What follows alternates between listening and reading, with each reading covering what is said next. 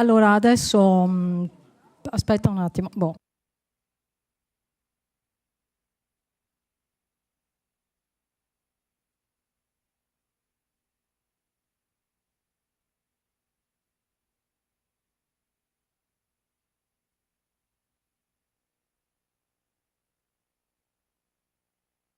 Allora, buongiorno a tutti e ben arrivati a Palazzo Ferrofini. Oggi questa è la Casa dei Veneti e ringrazio per la presenza l'assessore regionale alla Protezione Civile Giampaolo Butaccin, che invito qui a sedersi a fianco a me. Poi invito a salire anche il professor Lucchetta, il rappresentante dei volontari della Protezione Civile Metropolitana Luigi Nicola, il referente della formazione dei volontari della Protezione Civile Enrico Vian. Poi a rotazione ci sono altre persone, io lascerò il posto a loro quando verranno a illustrare e a dire due parole. Allora, ringrazio la presenza dell'assessore regionale della Protezione Civile Giampaolo Butaccin, qui con me, che ha reso la Protezione Civile veneta un fiore all'occhiello a livello nazionale. Siamo qui a presentare il progetto della cittadella della Protezione Civile e avrei voglia e vi racconto brevemente come è nata questa interessante esperienza. L'iniziativa nasce nel 2015, subito dopo l'evento del tornado del 9 luglio 2015. Subito dopo questo, nell'imminente, fu colpita tutta la mia Riviera del Brenta e si evidenziò da subito come fosse necessario dare un coordinamento e una formazione ai tanti volontari che sono accorsi per aiutare chi era rimasto colpito da questo disastro. Ecco che qui nasce l'esigenza, vista sotto gli occhi di tutti, sotto anche i miei, visto che ci vivo, la necessità di coordinare tutte queste persone che si sono accorse e di formare i tanti volontari che erano arrivati per aiutare le persone colpite e il territorio. Qui è emersa e si è vista proprio l'esigenza come c'era la necessità di formare tutta questa cittadinanza nell'affrontare poi le emergenze future e i disastri che potevano arrivare anche in futuro. Il tutto sempre sotto alla direzione delle autorità preposte. Quindi si è voluti sottolineare come la formazione fosse importantissima e fondamentale. Ed ecco qui che nasce il progetto della cittadella della Protezione Civile, che ha voluto guardare alle generazioni dei giovani e i quali erano accorsi, apro e chiudo una parentesi, erano accorsi anche loro, ragazzi, studenti di tutte le età, per aiutare il territorio e le persone che si erano trovate in questo disastro. Quindi si è evidenziato questo e si è cercato di fare un progetto mirato proprio per i giovani e per avvicinarli al mondo del volontariato, così da offrire loro un'opportunità per trasformare tutto questo volontariato che loro hanno dimostrato in un'attività di tirocinio e quindi cercare di legare la scuola con l'essere un cittadino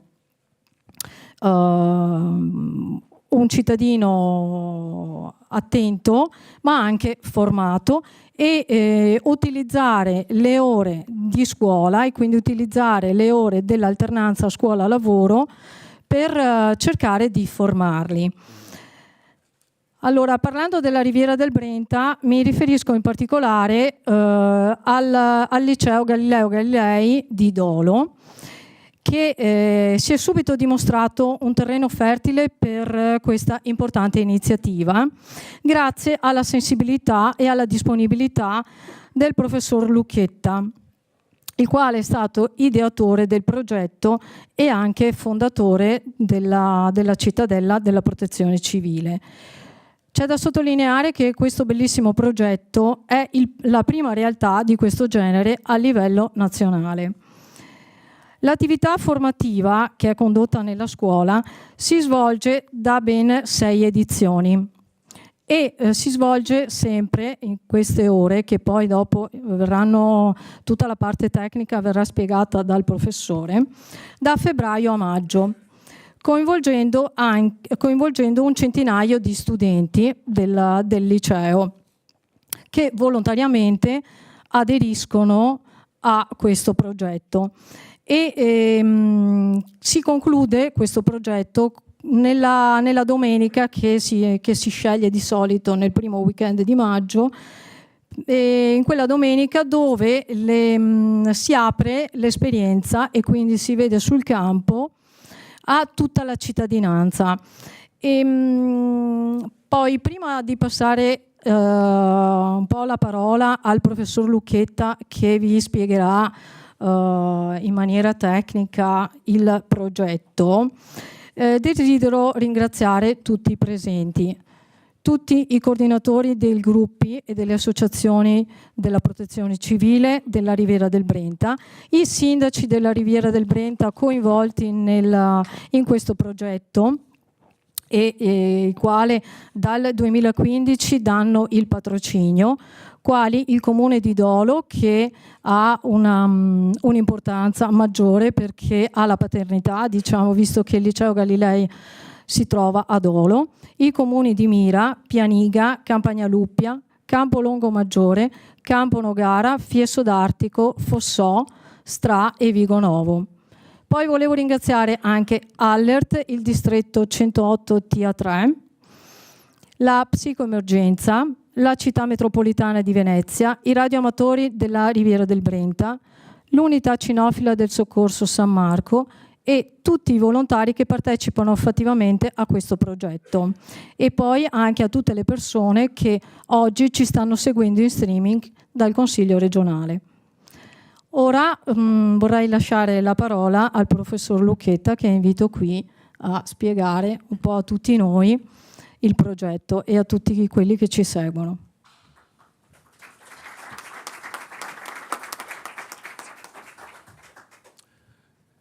Buongiorno a tutti, ringrazio la consigliera Vianello, che è sempre stata molto disponibile e attenta a questa iniziativa fin dalla sua origine. Ringrazio ovviamente l'assessore per l'ospitalità e l'accoglienza, l'attenzione che abbiamo avuto anche nella scorsa edizione, e per prima di tutto volevo porgere i saluti e le scuse del mio dirigente, il dottor Carretta, che oggi era in concomitanza impegnato per esami di Stato, quindi concorsi che avevano la precedenza purtroppo. Molte delle cose che sono state dette dalla consigliera sono già quelle conosciute. Io dirò semplicemente che sì, l'evento del tornado è stato importante, mi ha fatto così accendere questa scintilla, e poi anche tutti i terremoti che si sono purtroppo succeduti nell'immediato, anche nel 2016, e quindi la mia fortuna è stata quella di trovare subito nel comune di Dolo e nel compianto sindaco Polo degli interlocutori molto attenti, sensibili, interessati, e così abbiamo potuto mettere in atto questo progetto con quella che io chiamo la politica dei cerchi, cioè praticamente come lanciare il sasso, si è allargato piano piano e adesso contiamo 15 attori facenti parte del progetto, che coprono tutti i settori dell'emergenza. La mia idea ovviamente si basa sulla parte formativa in aula, che comincia a febbraio e finisce quasi a ridosso dell'evento, che si tiene in 2 giorni, cioè sabato e domenica. Quest'anno, per motivi di ponte iniziale del mese, abbiamo fatto slittare la data al 10-11 e questa formazione è imprescindibile, ovviamente, e viene tenuta da tutti gli attori che anche la consigliera non ha nominato, ma sono indispensabili. Ecco, io ho avuto la fortuna di trovare subito degli collaboratori molto efficienti, fidati, competenti, e quindi non solo i miei colleghi che mi hanno seguito nell'avventura, ma ad esempio Paolo De Gaspari del gruppo di Dolo.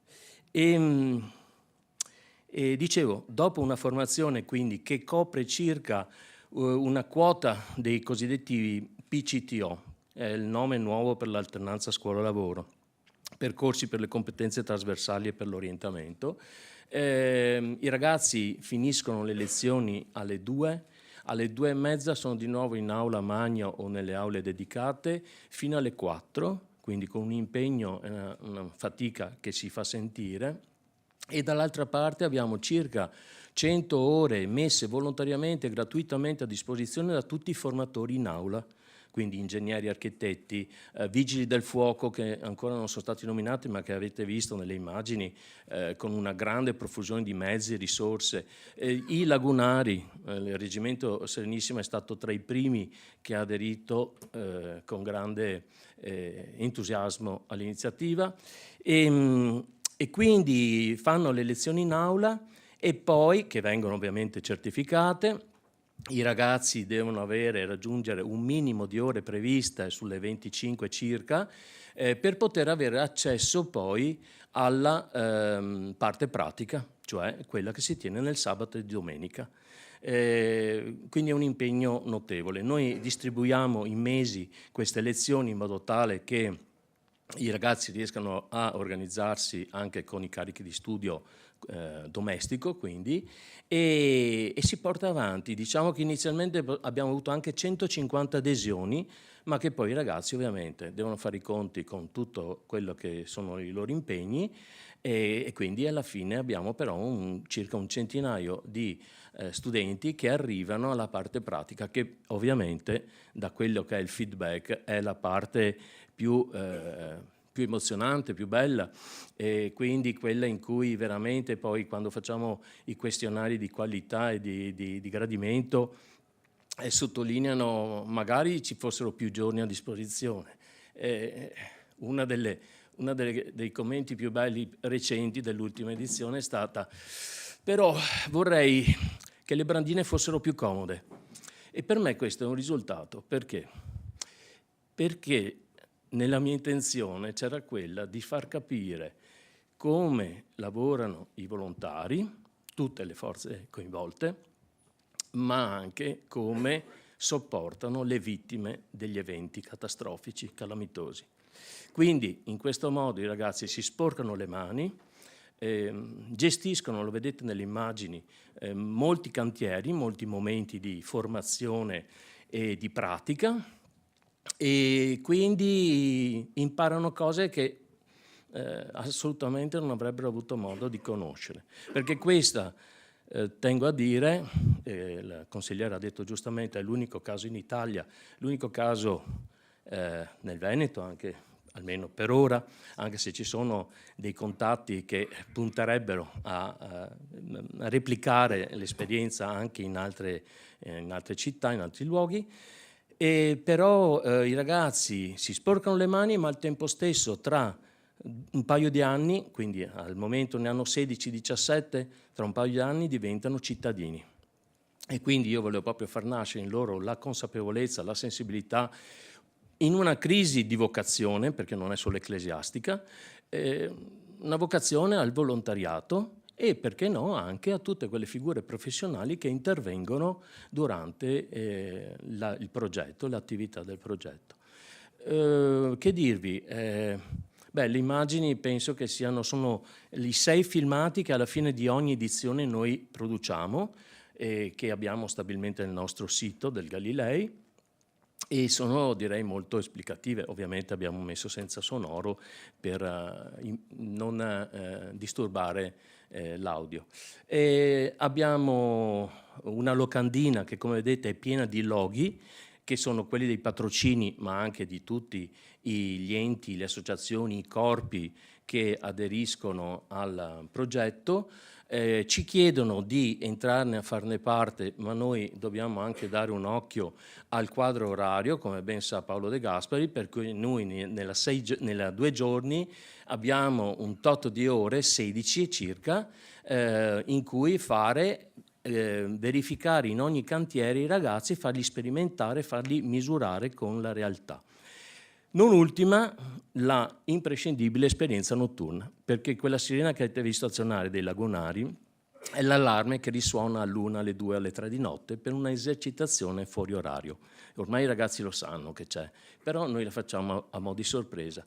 Si tratta di una ricerca dispersi in ambiente notturno con l'ausilio di cani, quest'anno anche di droni con fotocamere sensibili all'infrarosso e anche termiche. Quindi diciamo che anche l'occasione, questo progetto, per una esperienza che mi dicono i soggetti coinvolti è unica. Perché?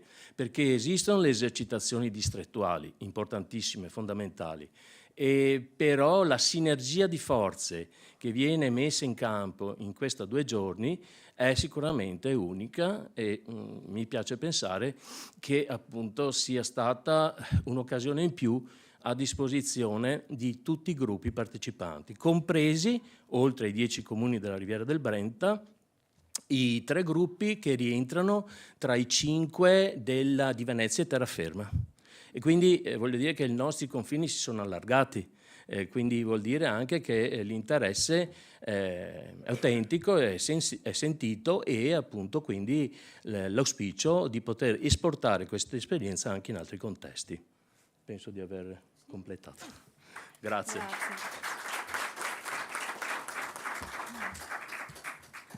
Grazie al professore che ha spiegato molto bene il progetto. Poi anche, professore, bisogna dirla, loro c'è anche la cucina da campo, no? Loro anche condividono la cucina. Da campo dei lagunari, messa a disposizione fin dalla prima edizione. Prego, può venire, perché sennò non si sente senza microfono. Perché perché anche questo è una bella esperienza di condivisione. Sì. La mensa di ultima generazione che il Reggimento Serenissima ci ha messo a disposizione fin dalla prima edizione, col personale ovviamente dei lagunari, è una mensa che può sfornare 250 pasti caldi all'ora. Noi nell'arco dei 2 giorni forniamo ai ragazzi tutta l'alimentazione, quindi il pranzo del sabato, la cena del sabato, la colazione della domenica, il pranzo della domenica. Io personalmente con alcuni dei presenti vado a fare le spese il venerdì precedente da Lando, 8 carrelli di merci che viaggiano. Approfitto anche per dire che, come capirete, ci sono spese vive. Noi abbiamo avuto dei contributi random, diciamo sporadici, dai 10 comuni della Riviera del Brenta, e però la grandissima parte delle spese è sostenuta dal nostro liceo con dei fondi appositamente destinati a questo scopo, e quindi è uno sforzo anche economico. Per ora ce la si fa, poi però ovviamente tutto quanto possa venire è ben accolto. Quindi è anche una cucina di qualità, per tornare ai lagunari, veramente, che si fanno in 4 e i ragazzi apprezzano moltissimo. Grazie, ci lavoreremo per magari vedere se si può dare un contributo in più.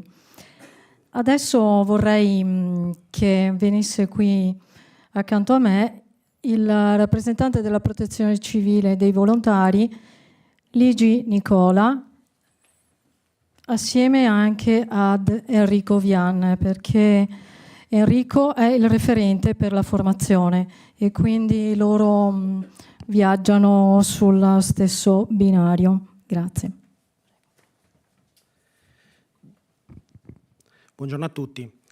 Allora, vorrei iniziare ringraziando intanto il Consiglio regionale del Veneto, nella figura della consigliera Vianello e dell'assessore Bottacin, per l'ospitalità che hanno dato a questa conferenza stampa, per una manifestazione che ormai è diventata tra le più importanti del volontariato di protezione civile della città metropolitana di Venezia, ma come ha già detto il professore e anche la consigliera, anche della regione Veneto.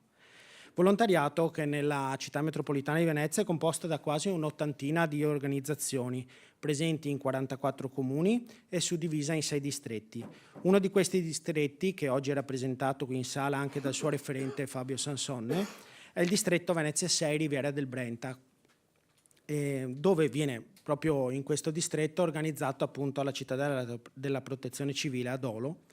E il prossimo anno poi sarà la sua 7ª edizione, quindi sono ben 7 anni che insomma, questa manifestazione viene fatta.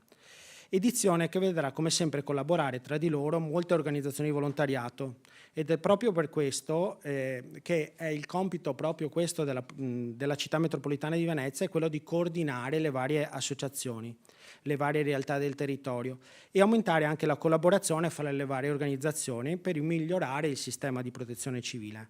Ricordo che la protezione civile sono tutte donne e uomini, per la maggior parte volontari, che impegnano il loro tempo e la loro vita per aiutare le popolazioni in difficoltà, ma anche per trasmettere la cultura di protezione civile ai giovani con manifestazioni proprio come queste.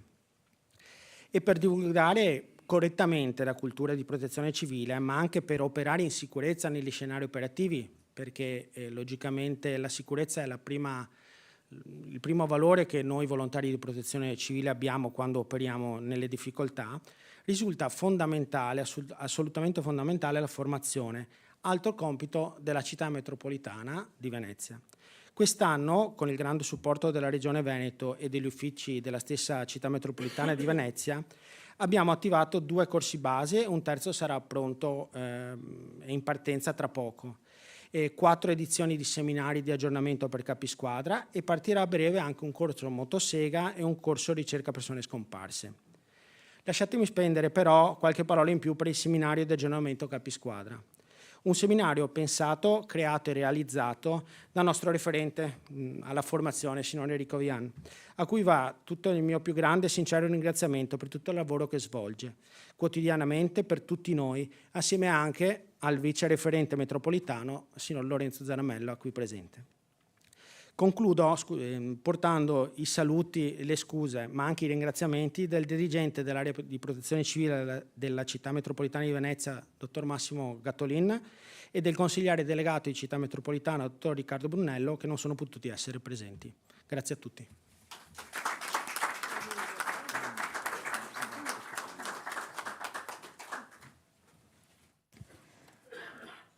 Adesso vorrei che venisse accanto a me l'assessore Bottacin. Prego. Beh, innanzitutto grazie dell'invito e direi grazie a tutti i soccorritori, in modo particolare quelli che lo fanno da volontario.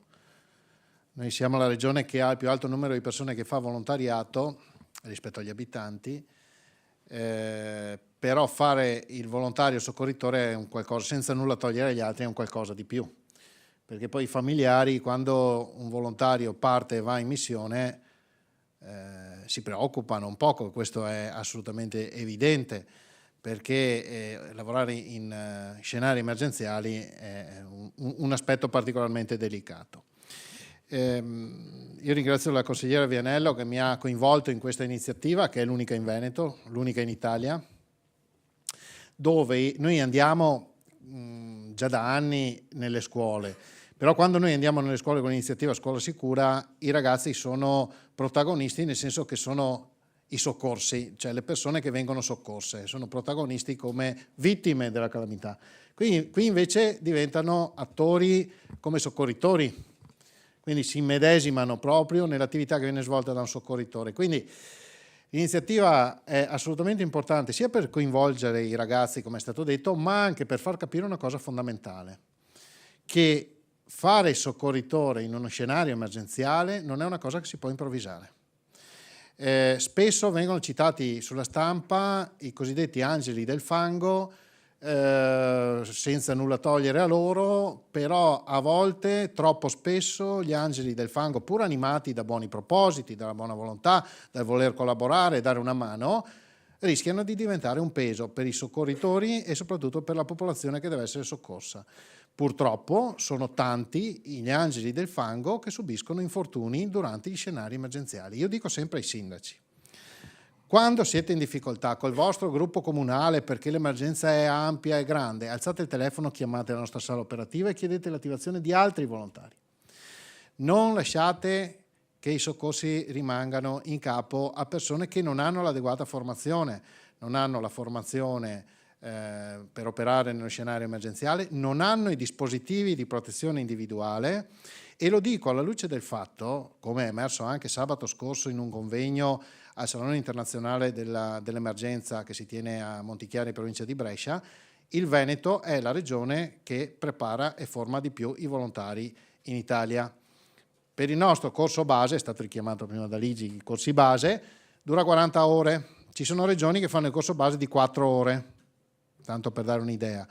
E non è che ci divertiamo a rompere le scatole ai volontari con le 40 ore, è perché quando si opera in un scenario emergenziale bisogna conoscere alcune regole del gioco e di ingaggio per evitare che poi ci si faccia male e si diventi un peso anziché un aiuto alle persone colpite. Quindi questo è un aspetto a cui tengo molto e che deve essere sottolineato. Non è un caso che io, quando parlo dei nostri volontari, li definisco l'esercito di pace, no? 20.000 persone pronte a scendere in campo, 545 organizzazioni con varie specializzazioni in grado di affrontare qualsiasi scenario emergenziale. Dicevo, non è un caso che io sottolinei sempre che non sono professionisti, è stato ricordato, lo fanno a titolo gratuito, ma sono professionali, perché non sono improvvisati. In Veneto, dietro una divisa, c'è una preparazione importante. Già tra tutti, non entriamo nel merito di chi fa poi i corsi di formazione specialistici, perché allora lì si somma ulteriore preparazione. Prima mi è stato chiesto come mai il Veneto è diventato negli ultimi anni il riferimento nazionale. Come ha sottolineato il Presidente della Repubblica Mattarella, proprio qui in Veneto, ha detto: il Veneto è il riferimento nazionale. Io quando sono arrivato 9 anni fa non è che il Veneto fosse tanto considerato come adesso, eppure i volontari erano sempre gli stessi. Cioè, qualcuno è cambiato, qualcuno è invecchiato, qualcuno è entrato di nuovo, ma erano sempre gli stessi. E qualcosa ci abbiamo messo, ci ho messo anche del nostro, insomma io ci ho messo anima e corpo.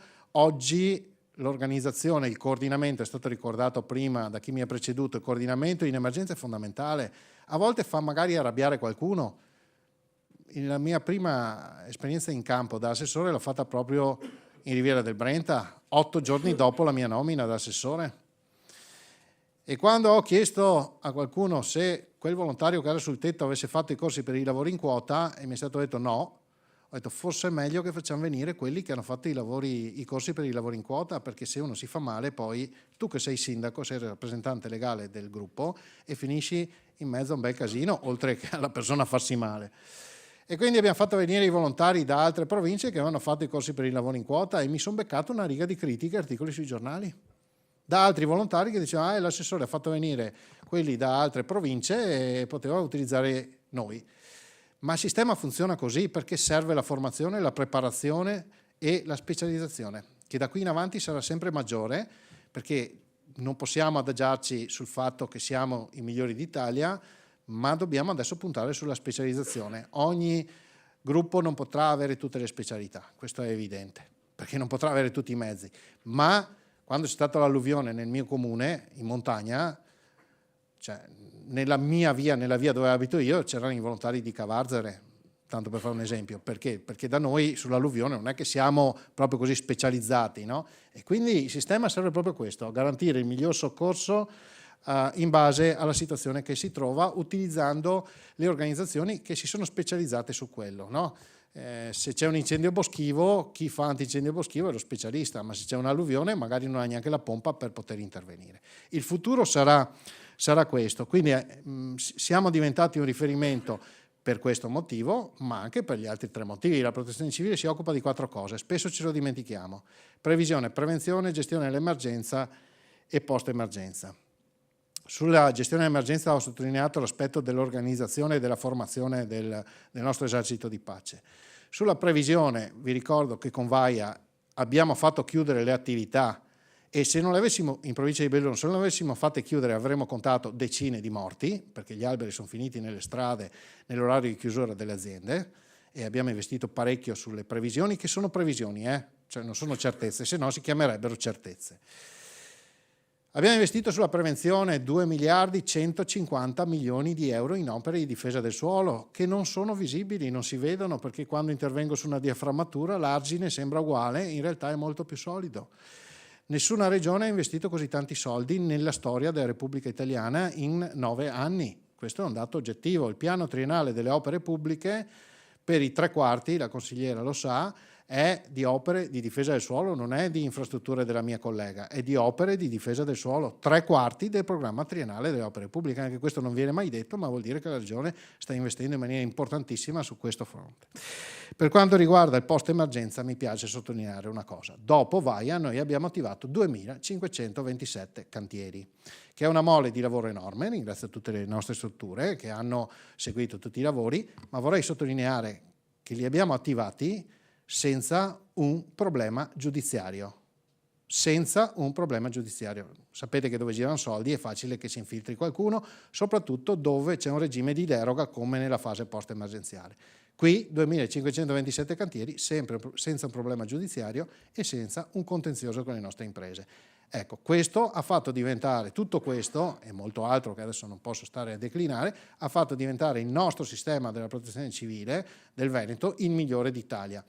Io sto per finire, spero che chi arriverà dopo porti avanti, lo dico da cittadino, porti avanti questo progetto, perché essere così tranquilli di poter contare sul migliore sistema dei soccorsi che c'è in Italia, e il sistema della protezione civile italiano ci è invidiato in tutto il mondo, ci fa pensare che siamo nel posto più sicuro dal punto di vista del soccorso che esista nel mondo, e questo non è scontato ed è un altro messaggio. Ringrazio il professor Lucchetta che è così, come dire, caparbio nel portare avanti questa iniziativa in una scuola. Poi mi rendo conto, perché quando andiamo nelle scuole ci confrontiamo con i professori, ovviamente non quelli che hanno la sensibilità come il professor Lucchetta, ma anche con i dirigenti scolastici, che qualche volta vedono queste iniziative come una, come dire, distogliere l'attenzione dei ragazzi da quelli che sono i programmi scolastici.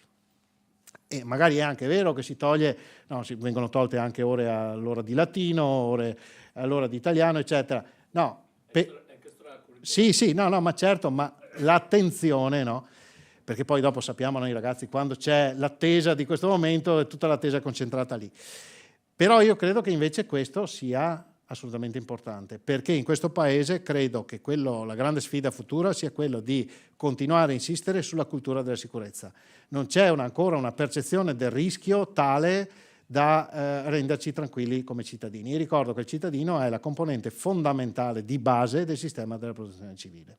Quindi l'autoprotezione, conoscere i rischi, non esporsi ai rischi è fondamentale. Io dico sempre ai ragazzi, quando andate, dimenticate Facebook, quando c'è una piena di un corso d'acqua non si va sull'argine, non si va sul ponte, invece è pieno di persone che vanno sull'argine e sul ponte a farsi selfie. Quando c'è un incendio non si va vicini all'incendio, si sta distanti, magari invece si va vicino all'incendio, ci si fa il selfie e magari poi si dice al sindaco, si manda il messaggio al sindaco su Facebook dicendo: e pensate che c'è tutto sto fumo, il sindaco non ci dice neanche se l'aria è respirabile. Nel dubbio stai a casa, chiudi le finestre e non esporti al rischio. Ma è evidente che se non c'è la percezione del pericolo non c'è neanche la valutazione dello stesso e quindi c'è il rischio appunto di esporsi inutilmente a un rischio. Quindi questa iniziativa serve anche a questo, a far percepire che siamo in un mondo in cui il rischio zero non esiste, ma che sta molto a noi anche evitare di esporci inutilmente al rischio. Per cui credo sia un'iniziativa assolutamente meritevole, è l'unica in Veneto per ora. Io spero che in questo progetto, che dicevo che spero che qualcuno porti avanti, ce ne possano essere tante. Per me dovrebbero farlo tutte le scuole, mi rendo conto dell'impegno e se non trovi gente come il professor Lucchetta è difficile, no? Perché poi è un impegno così grosso, però se i ragazzi rispondono bene questo dovrebbe essere uno stimolo sufficiente a spronare anche altri istituti scolastici a spingere in questa direzione, perché se ognuno di noi lavora in questa direzione, noi otteniamo un risultato assolutamente clamoroso. Riusciamo a rimpinguare le fila dei soccorritori e, per chi non diventa soccorritore in prima linea, riusciamo a creare dei cittadini in grado di autoproteggersi e di aiutare i soccorritori a soccorrere chi ha bisogno. Grazie ancora.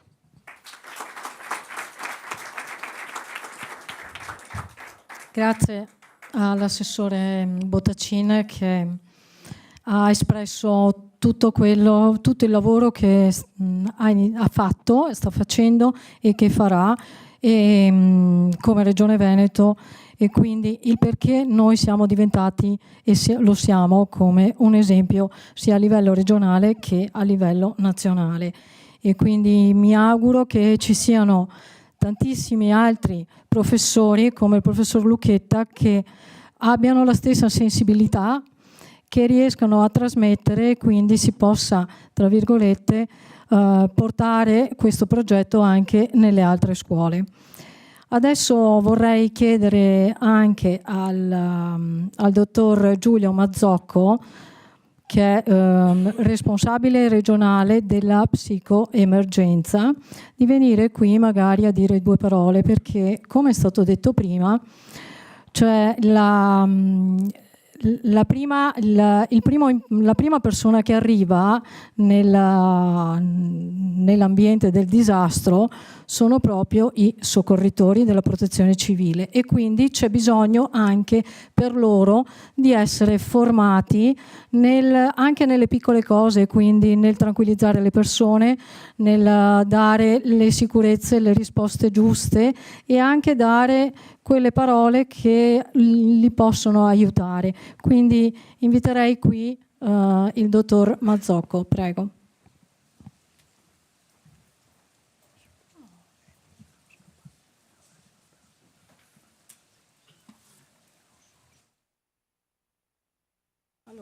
Scusate un attimo, allora l'assessore Bottacin ci deve salutare perché deve andare nella sala operativa. Se vuoi dirlo tu, Giampaolo, tranquillo. E quindi siamo... sanno, voi siete siamo in arancione e quindi deve lasciarci. Grazie.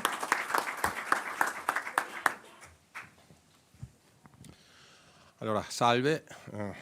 Ringrazio ovviamente l'assessore per l'invito e l'assessore per l'ospitalità e ovviamente la consigliera regionale Vianello per tutto quello che sta portando avanti nell'arco di questi anni e di questo tempo.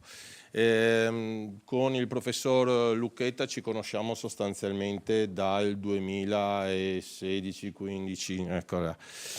Fin da subito diciamo che il progetto della città della protezione civile è stato sicuramente un progetto vincente e interessante per due motivi. Primo, perché trovavo un terreno fertile dopo l'esperienza che l'amica Giorgia Maschera conosce perfettamente, abbiamo vissuto ad Olo, sia per, come dire, quindi tutta la parte politica ma anche quella parte sociale che ha toccato con mano che cosa vuol dire vivere nelle proprie terre, nei propri posti, una situazione drammatica come quella che si è verificata.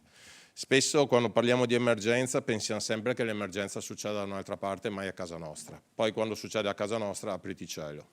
E allora vengono i nodi al pettine. I nodi al pettine sono evitabili o meglio sono riducibili più che evitabili nel momento stesso in cui possiamo avere la possibilità di contare su progetti come questo. Cioè su progetti che possano sensibilizzare e aiutare i nuovi cittadini a poter diventare parte integrante di quello che è il sistema di protezione civile, cioè poter trasmettere quella serie di valori positivi, quella serie di impegno sociale proattivo che possa essere funzionale un domani non solo nel momento dell'emergenza, ma anche nella fase, come dire, preparatoria all'emergenza.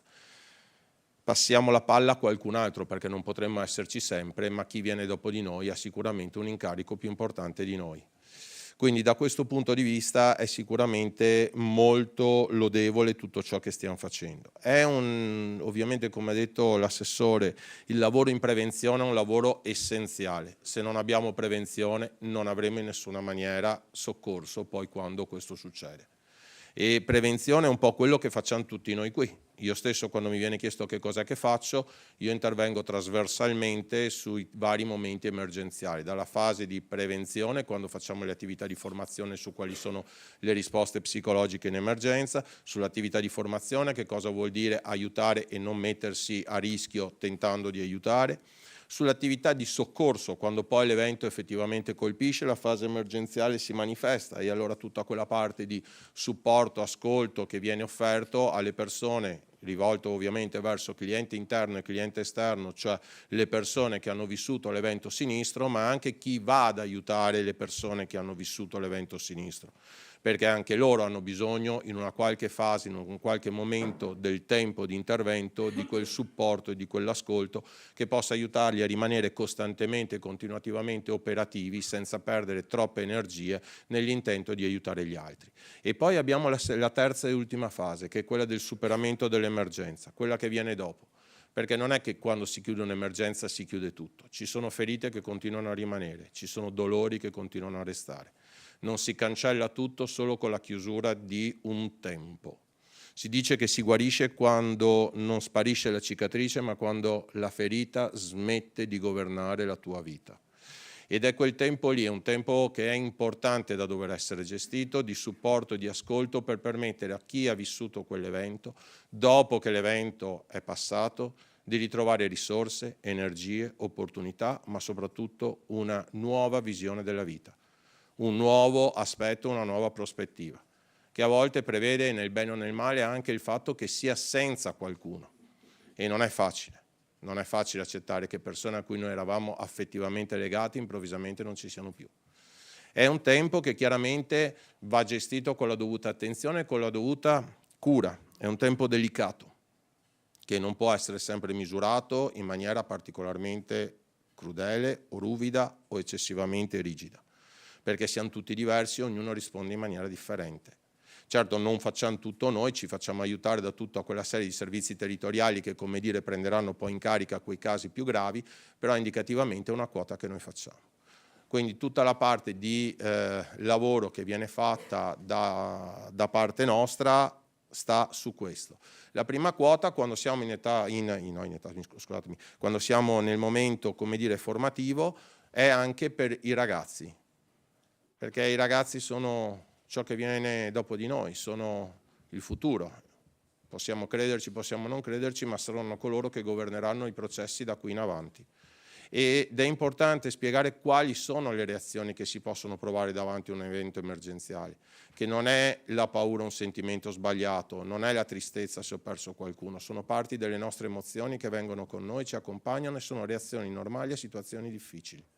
Non ci dobbiamo vergognare di questo, siamo esseri umani, siamo persone.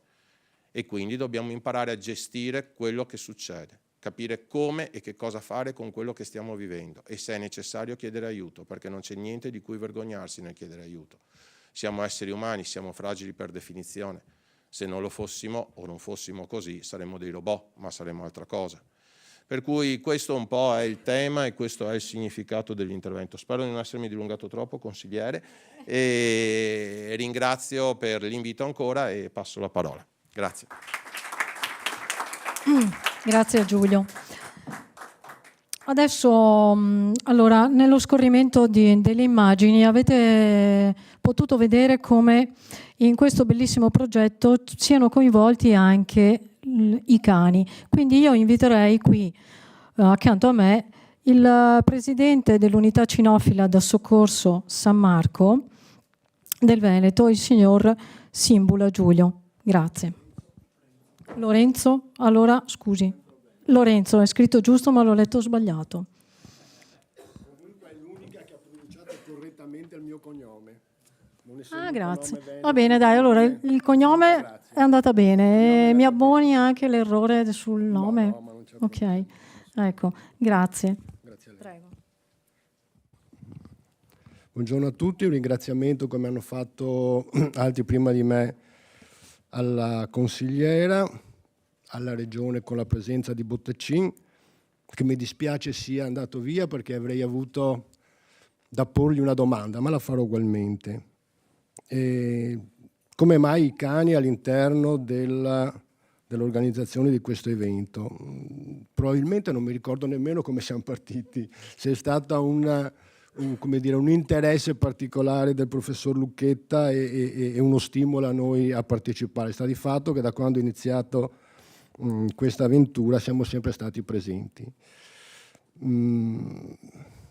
Io mi pongo sempre una domanda in genere: cosa abbiamo fatto, cosa abbiamo trasmesso, cosa siamo riusciti a trasmettere?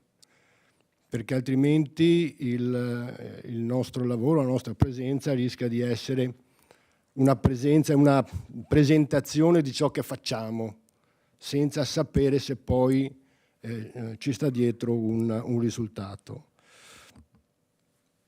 E la domanda non è di facile risposta, soprattutto verso i giovani. Sicuramente il lavoro con i cani come unità cinofila, per cui c'è il conduttore e il cane, è sicuramente interessante, sicuramente stimolante, ma accanto a questo io credo ci debba essere anche un altro tipo di messaggio, proprio derivante anche dalla nostra attività, ma dell'attività in generale della protezione civile, che è la capacità di fare gruppo. Io l'ho, come dire, definita così. E quello che vediamo nel lavoro della Cittadella è la capacità, a volte bene, a volte meno bene, dei giovani di coordinarsi nelle attività che noi richiediamo. E se riusciamo in qualche maniera a far passare questo messaggio della capacità rispetto a un'emergenza, rispetto a una necessità di coordinarsi, i giovani che si coordinano, non noi che coordiniamo i giovani, secondo me abbiamo fatto fare un salto di qualità importante. È evidente che un momento formativo ci deve essere, indubbiamente. Non è che i giovani si organizzano, non hanno la capacità di organizzarsi così, perché qualcuno si è inventato. E per cui questa cosa della Cittadella è un elemento formativo, visto la molteplicità di attività che vengono presentate, estremamente importante. Considero queste come un aspetto integrativo dell'attività scolastica. Io mi ricordo che una volta a scuola facevamo educazione civica, non so se la facciamo ancora. Non credo che la facciamo. Come? C'è il voto? Bene, meglio, vuol dire che, come dire, sono rimasto un po' indietro io. Però questo elemento e questa attività che noi facciamo, secondo me, porta anche a una crescita civica dei giovani. Una formazione consapevole anche nella vita quotidiana. Ci ricordiamo il ragazzo che recentemente ha salvato una persona proprio per l'esperienza formativa che aveva avuto. Io punterei molto su questo aspetto. Riusciamo a far capire o a spingere anche a livello regionale, provinciale, gli istituti nel coinvolgimento dei giovani, quali fosse un'attività, come dire, obbligatoria nell'affrontare questa questione della protezione civile. Se riusciamo a fare questo, secondo me avremo fatto un grosso passo in avanti, e la Cittadella è proprio questo spirito. Non parlo di cani, se non mi dilungherei troppo. Grazie. No, ma volevo proprio chiederle una cosa, ma cioè, visto che lei è stato coinvolto con l'unità cinofila, non ci ha detto il cane che correlazione ha? Cioè, qual è l'attività che fate con il cane? In poche parole, perché dobbiamo lasciare... Ci sono anche altri 2 interventi, quindi velocissimo, grazie. Beh, il cane nell'attività di ricerca è un elemento essenziale, è rapido, ha la capacità di intervenire e di risolvere un problema che altrimenti noi dovremmo risolvere con le persone appiedate, tant'è che la Regione Veneto recentemente ha istituito, fortunatamente, credo positivamente, formazione per i gruppi di protezione civile che fanno attività di sostegno, cioè nel senso ricerca a pettine, ricerca a piedi, ma ovviamente potete immaginare la velocità che possono avere le persone rispetto a quella del cane.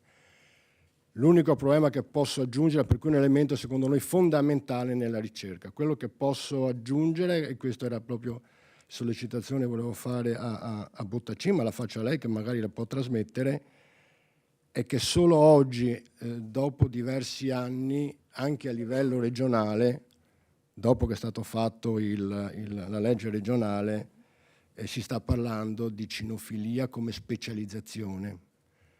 Siamo ancora però indietro, siamo parecchio indietro, non c'è un grosso coordinamento e i gruppi cinofili del Veneto, io tra l'altro sono anche presidente del coordinamento regionale cinofilo, che raggruppa una quindicina di associazioni, avremo bisogno di uno stimolo e di una presenza maggiore da parte della regione per capire come operare, quale prospettiva abbiamo. I cani sono fondamentali, lo dimostrano i fatti, lo dimostrano le emergenze, lo dimostrano lì dove operiamo, che si ottengono anche risultati. Purtroppo siamo una specializzazione a margine, dobbiamo farla diventare una specializzazione integrata, soprattutto nel momento in cui con i gruppi di protezione civile cominciamo a lavorare assieme. Questo è un altro elemento positivo. Non so se ho risposto alla sua domanda. No, ha risposto molto bene, e quindi anche per chi ci ascolta la ringrazio, perché magari chi voleva avere la curiosità di sapere la correlazione tra il cane e la protezione civile e le attività, insomma, ce l'ha spiegata molto bene. Per quanto riguarda la sua domanda che voleva fare all'assessore Bottacin, me ne faccio carico e quindi cercherò di fare il possibile perché, insomma, si inizi a portare avanti in una maniera diversa anche questa specializzazione. Poi volevo qui accanto a me anche, per due parole veloci, anche il presidente dei radioamatori della Riviera del Brenta, Corrò Dario, se vuole raggiungermi in velocità, magari dire qual è l'attività che loro svolgono in questo bellissimo progetto, ma anche nelle attività che fanno e della quale ho avuto il piacere di conoscere nell'ultima esercitazione interdistrettuale della Riviera del Brenta che abbiamo fatto, mi sembra di ricordare, a metà settembre. Quindi prego. Grazie consigliera, grazie a tutti voi e anche al Consiglio regionale che ci ospita qua. Sono un attimo emozionato perché non sono abituato a parlare davanti a tutti quanti.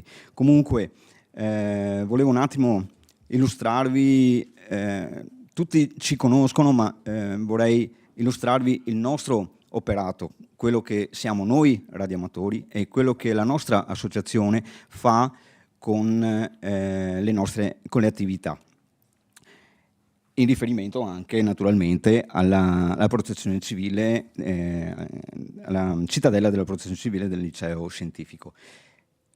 La sezione Aria Riviera del Brenta è nata da poco, è nata nel 2011, quindi è una sezione dell'Associazione Radioamatori Italiani che è giovane in confronto ad altre sezioni, perché facciamo parte di una rete nazionale ed internazionale naturalmente.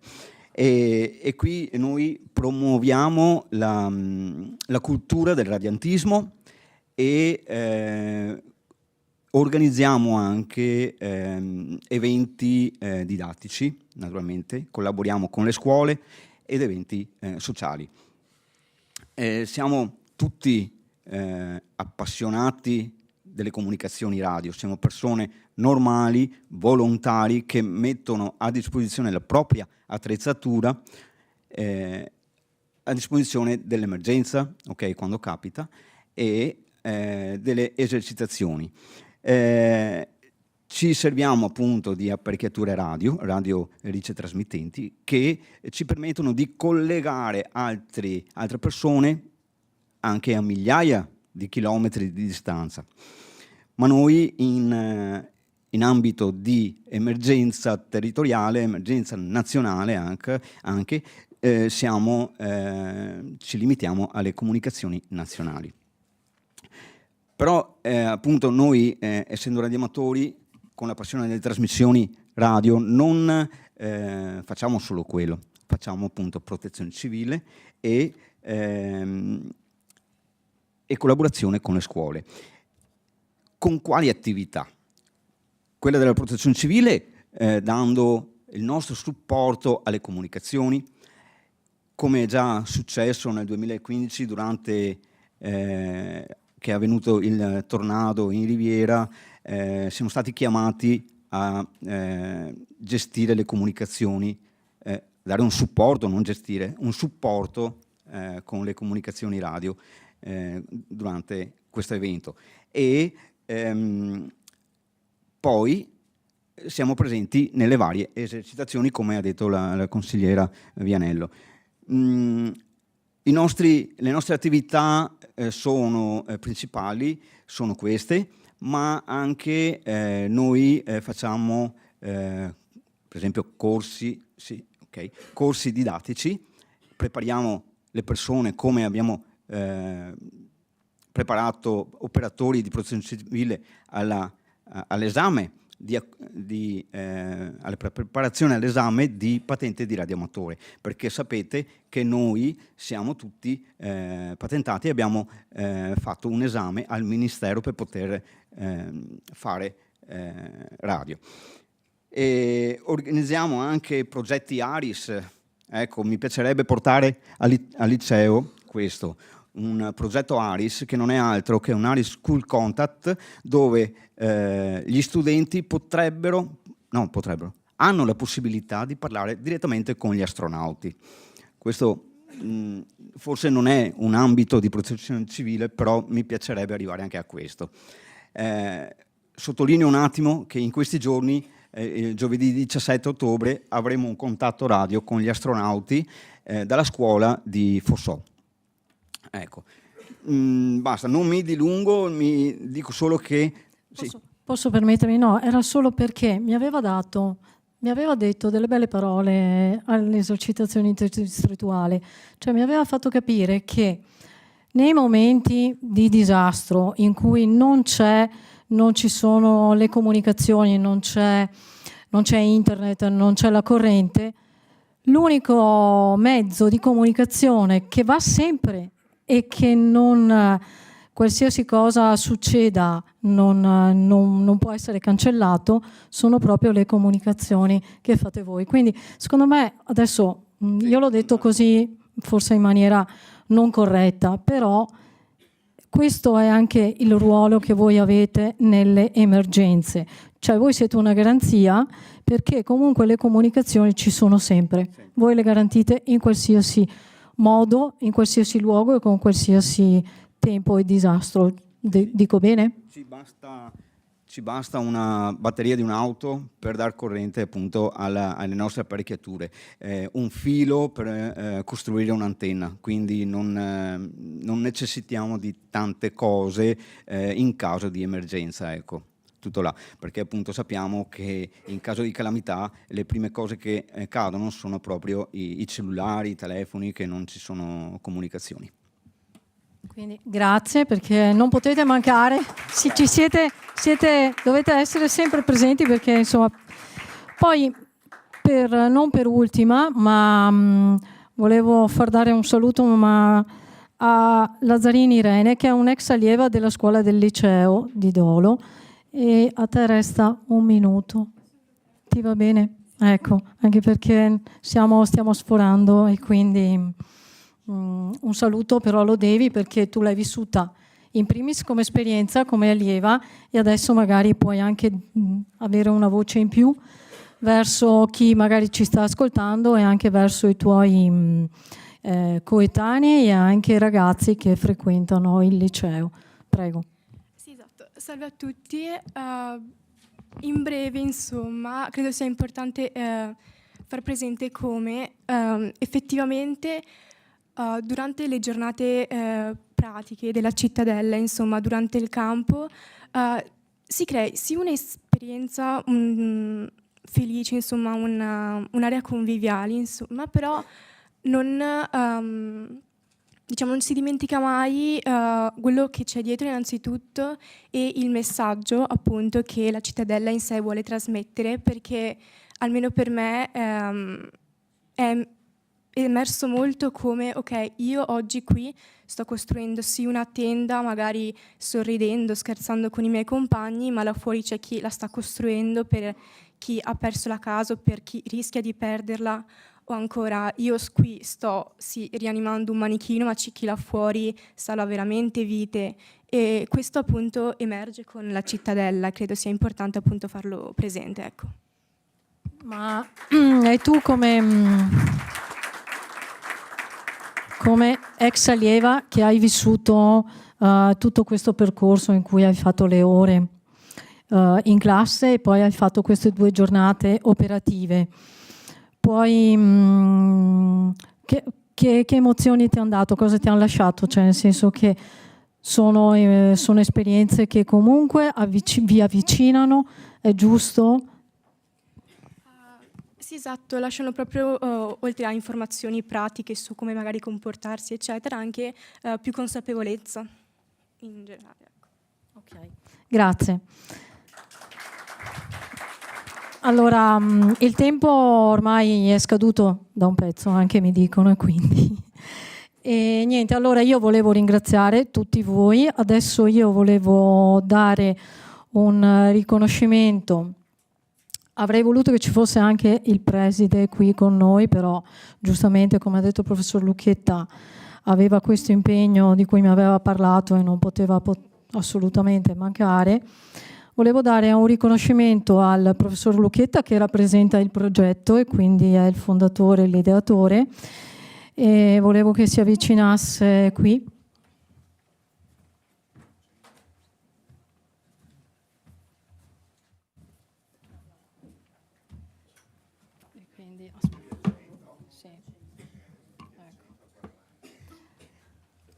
E quindi volevo dare al professore, che adesso consegnerò di persona, la targa della Regione Veneto per ringraziarlo di tutto questo lavoro che sta facendo, di ringraziare anche tutti i ragazzi e tutta la scuola, gli insegnanti e anche il preside e anche tutti i volontari che vengono coinvolti in questo progetto. Grazie.